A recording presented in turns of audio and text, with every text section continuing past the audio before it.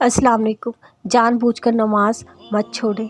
पता है सबसे ज़्यादा डूबकर मर जाने का मुकाम हमारा कब होता है? जब हम जानबूझकर नमाज छोड़ते हैं तब।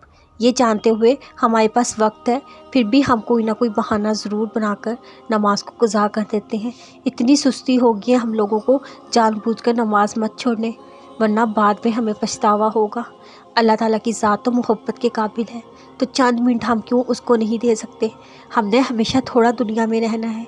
अल्लाह ताला की ज़ात इबादत के काबिल है, बस ये सोचकर उसकी फ़र्ज़ इबादत पूरी किया करें।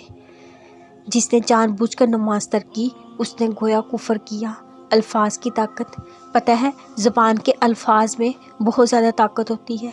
ये इंसान का दिल बदल भी सकते हैं, इंसान के दिल में नफ़रत पैदा कर सकते हैं, इंसान के दिल को नरम कर सकते हैं। हमारे इस्लाम में 2 बोल निकाह के कह देने से जो इंसान पहले एक दूसरे के नाम महरम होते हैं वो भी महरम बन जाते हैं। इस ज़बान के अल्फाज में इतनी ताकत है कि इससे रिश्ते को मजबूत बनाया जा सकता है, तोड़ा भी जा सकता है। इस ज़बान की वजह से कोई मीठे अल्फाज से लोगों का दिल जीत लेता है, कोई कड़वे अल्फाज से लोगों का दिल छीड़ देता है।